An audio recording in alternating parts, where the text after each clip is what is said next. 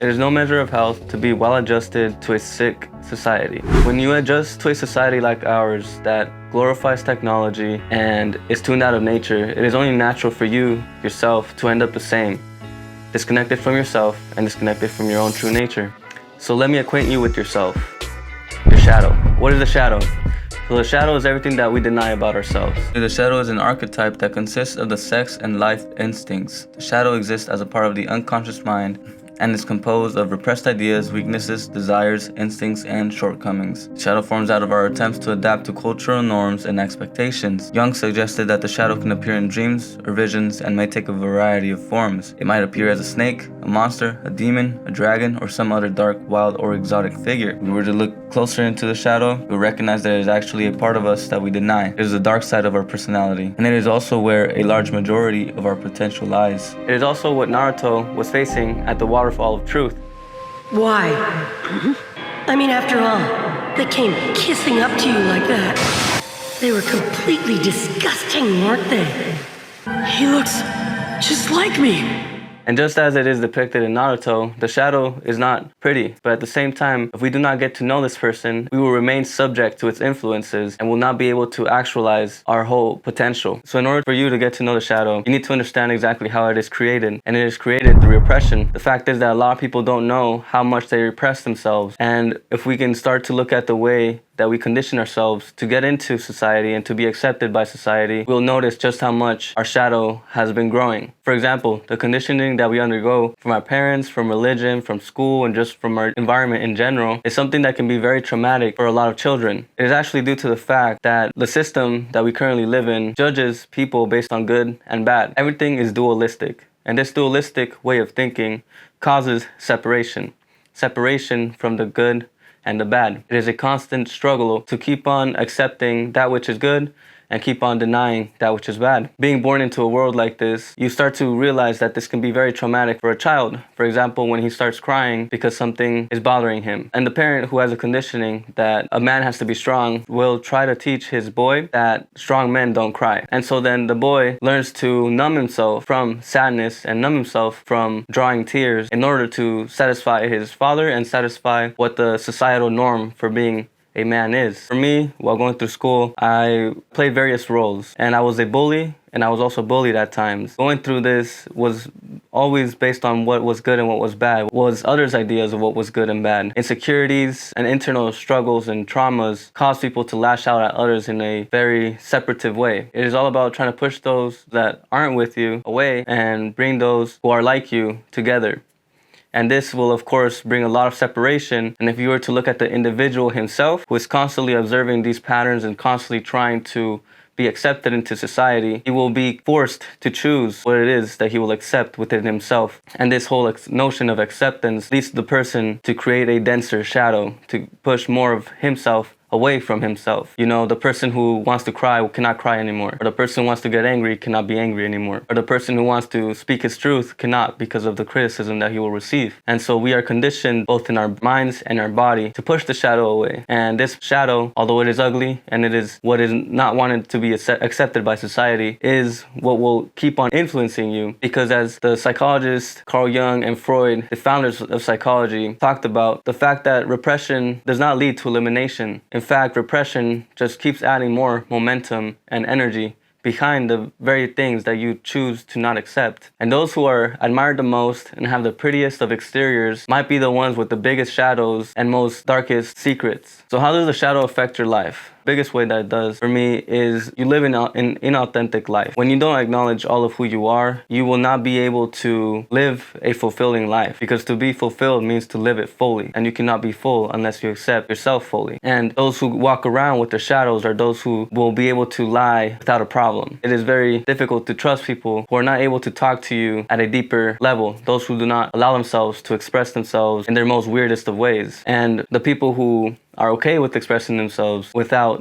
any fear of judgment are those who have a more kind and compassionate approach to their own shadow. These are the people who are most of the time shunned and pushed away from society, and they are often the ones who hold the deepest of wisdom. Another way that the shadow affects you is through judgment.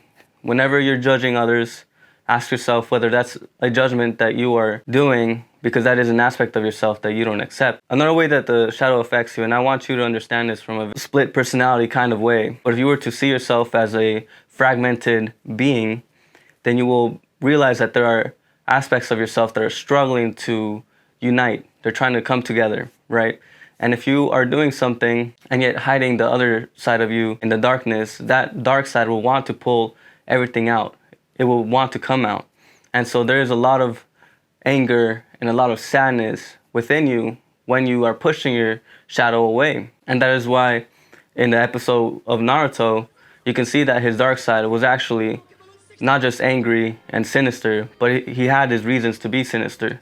He was pushed away for a long time in his youth, and he carried this resentment within himself.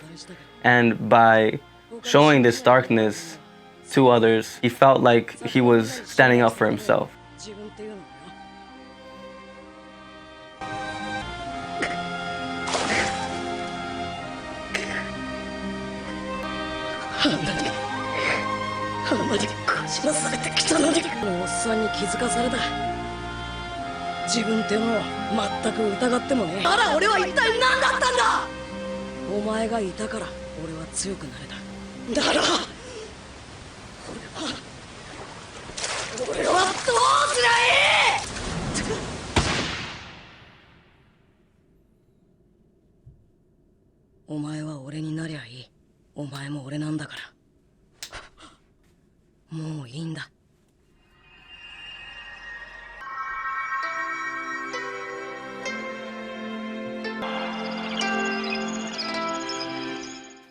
And if you were to look at your own dark side and see it as just Naruto did, where he came to accept him and gave him a hug, if you were to be able to hug yourself and understand exactly why you act the way you do, why you are angry, why you are sad, and just ask, what can I do for you? How am I able to mend my relationship with you?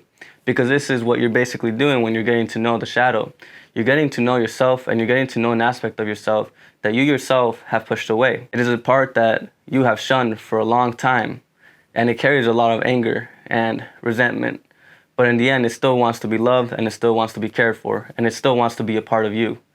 So the way that will lash out is going to be in many ways. It's going to be in a toxic relationship, or it's going to be in a toxic relationship with drugs, or it's going to be in a toxic relationship with yourself, which means you judging yourself constantly, which means you feeling tired all the time, which means you constantly not feeling like you're complete, like there's a void. And well, there is a void. The void is what your shadow is trying to complete, and you're not allowing it to do so. For me, my meeting with the shadow was pretty weird. It was in a mushroom trip, and this is a part of myself that I had really been thinking about for a while. I was looking into Carl Jung, and he was talking about how the shadow works and how he thinks, and I was trying to figure out in my head like how that person would be like. I kept thinking about all the things that I hated, all the things that I didn't like, and I kept thinking about who I would have been had I become evil, had I chosen like the dark side, had I chosen the part that everybody shunned. I've had come across the shadow multiple times, like my shadow, and I had talked to him for a while, and I had conversations with him, but I never really knew like that was him until I actually went in with the intention of getting to know the darkest side, my deepest fears. And being there, I noticed there was a lot of things that I could connect with in terms of the people who are now in prison, or the people who are drug addicts, or the people who are serial killers. To me, it just made so much sense how a mind can become so warped and twisted by this aspect of the psyche. And facing this part of myself, I was afraid at first, but just sitting there and being there, I felt like I was free in a way. And also, I realized that this aspect of myself that I have denied has also given me a lot of things.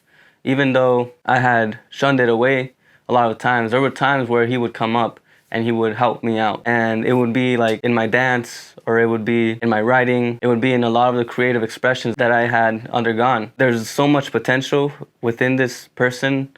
There was so much like energy in this person. And I feel like it is scary, because when being there, you get to hear like all of these twisted things that your mind says. It is that aspect of the world that everybody dislikes, but it is something that everybody has.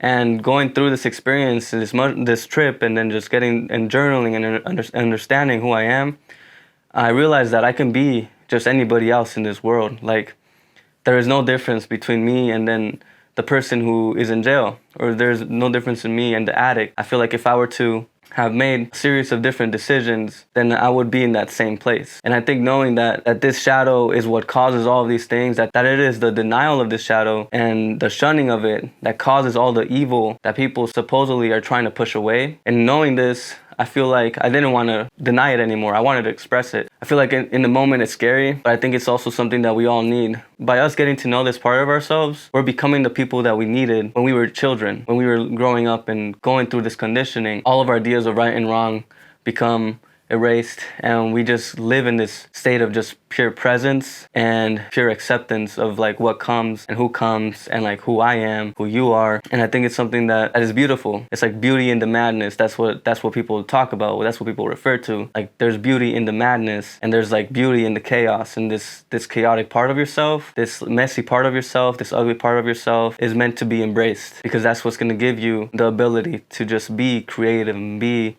expressive and be free, be whole. And so that's the shadow. That's my quick story on the shadow. And if you guys want to learn more about evil, the whole idea of what evil is, make sure to click on this video right above. And I'll see you guys on the next one. Remember, stay lucid. Peace.